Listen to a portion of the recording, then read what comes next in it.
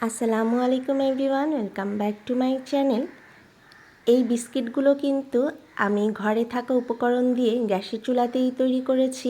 তো অনেকেই মনে করেন ওভেন ছাড়া ভালো বিস্কিট তৈরি করা যায় না।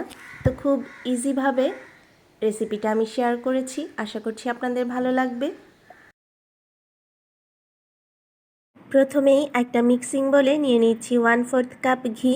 তো আপনারা চাইলে এখানে বাটার, ডালডা অথবা তেলও ব্যবহার করতে পারবেন। এখন দিয়ে দিচ্ছি 1/2 কাপ চিনি। এবার একটা হ্যান্ড উইক্সের সাহায্যে এই ঘি আর চিনিটাকে ভালোভাবে মিক্সড করে নিব। তো আমি আজকে এখানে আমরা যে রেগুলার চিনিটা খাই সেটাই ব্যবহার করেছি। আপনারা চাইলে চিনিটাকে ব্লেন্ডারে অথবা পাটায় বেটেও পাউডার করে নিতে পারেন।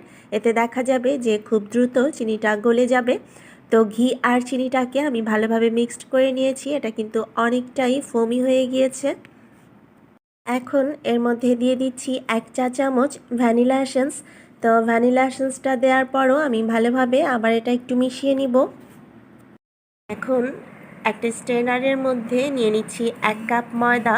তো ময়দাটা আমি একটু চেলে নিব। আর ময়দাটা চেলে নেওয়ার পর এর মধ্যে দিয়ে দিচ্ছি 1/2 চামচের মতো বেকিং পাউডার। তো বেকিং পাউডারটাও আমি একটু চেলে নিচ্ছি।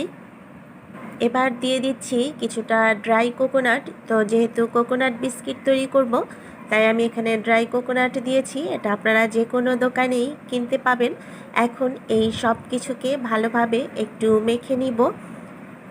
মিশ্রণটা আমার কাছে একটু বেশি ঝরঝরে লাগছে, শুকনো শুকনো লাগছে, তাই আমি এর মধ্যে দিয়ে দিচ্ছি কিছুটা লিকুইড দুধ। তো আমি লিকুইড দুধটা একবারে দিব না, অল্প অল্প করে মিক্সড করব। তো একটু মিশিয়ে দেখব, তারপর প্রয়োজন পড়লে আবার দিব। তো এভাবে আমি একটা একদম সফট ডো তৈরি করে নিব। তো যদি আপনাদের কাছে ডোটা বেশি স্টিকি মনে হয়, সেক্ষেত্রে আপনারা এটা আধা ঘন্টা ফ্রিজে রেখে দিলেই দেখা যাবে যে ঠিক হয়ে যাবে। আর যদি বেশি শুকনো মনে হয়, সেক্ষেত্রে আপনারা দুধ মিক্স করে নেবেন। তো আমার ডোটা কিন্তু খুব সুন্দরভাবে তৈরি হয়ে গিয়েছে। তারপরেও আমি এটাকে 20 মিনিটের জন্য নর্মাল ফ্রিজে রেস্টে রেখে দিব।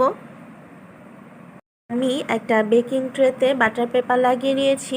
তো যাদের কাছে এইরকম কোনো ট্রে নেই, আপনারা চাইলে টিফিন ক্যারিয়ার বাটির মধ্যেও কাগজের উপরে তেল ব্রাশ করে এটা তৈরি করতে পারবেন। 20 মিনিট পর আমি ডোটা ফ্রিজ থেকে বের করে নিয়েছি। এবার বিস্কিটগুলো তৈরি করে নিব। তো আপনারা আপনাদের পছন্দ মতো যে কোনো সাইজের তৈরি করতে পারেন। আমি একটু ছোট ছোট করে এই বিস্কিটগুলো তৈরি করব। তো প্রথমে 2 হাতের তালু দিয়ে ভালোভাবে চেপে তারপর এটাকে হাত দিয়ে একটু চাপ দিয়ে দিতে হবে।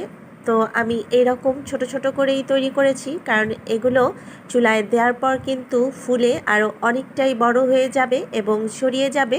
তাই একটু ছোট করেই বিস্কিটগুলোকে তৈরি করতে হবে।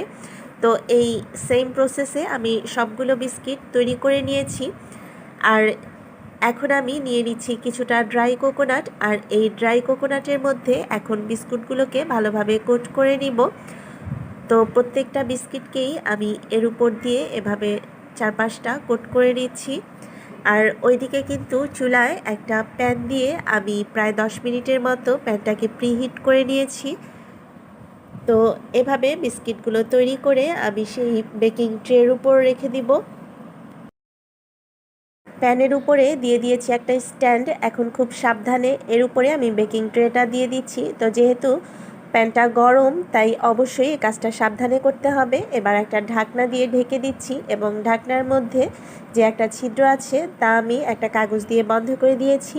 এবার আমি একদম লো হিটে এটাকে চুলায় বসিয়ে রাখবো প্রায় 30 থেকে 35 মিনিটের মতো। 30 মিনিট পর আমি বিস্কিটগুলোকে চুলা থেকে নামিয়ে নিব। তো আপনারা দেখতেই পাচ্ছেন এগুলো কিন্তু ফুলে অনেকটাই বড় হয়ে গিয়েছে, আর এর কালারটাও খুব সুন্দরভাবে চেঞ্জ হয়ে গিয়েছে। তো এই একইভাবে আমি বাকি বিস্কিটগুলো তৈরি করে নিব। সবগুলো বিস্কিট আমি তৈরি করে নিয়েছি। তো ফ্রেন্ডস, দেখলেন তো কত ইজিলি, খুব কম সময়ে এবং ঘরে থাকা উপকরণ দিয়েই এই মজার বিস্কিটগুলো তৈরি করে ফেলা যায়। তো একটা বিস্কিট আমি হাতে নিয়ে একটু আপনাদেরকে দেখাচ্ছি যে এটা কেমন হয়েছে, আর এর ব্যাক সাইডটাও একটু আপনাদেরকে দেখাচ্ছি। আশা করছি আমার আজকের রেসিপিটি আপনাদের সবার কাছে ভালো লেগেছে। তো যদি ভালো লাগে তাহলে অবশ্যই বাসায় ট্রাই করবেন এবং কেমন হলো তা আমাকে কমেন্ট করে জানাবেন। যারা আমার চ্যানেলে নতুন আছেন আমার চ্যানেলটি সাবস্ক্রাইব করবেন এবং যারা অলরেডি করেছেন তাদের সবাইকে অসংখ্য ধন্যবাদ। সবাই অনেক ভালো থাকবেন, সুস্থ থাকবেন। কথা হবে আবার নতুন রেসিপিতে। আল্লাহ হাফেজ।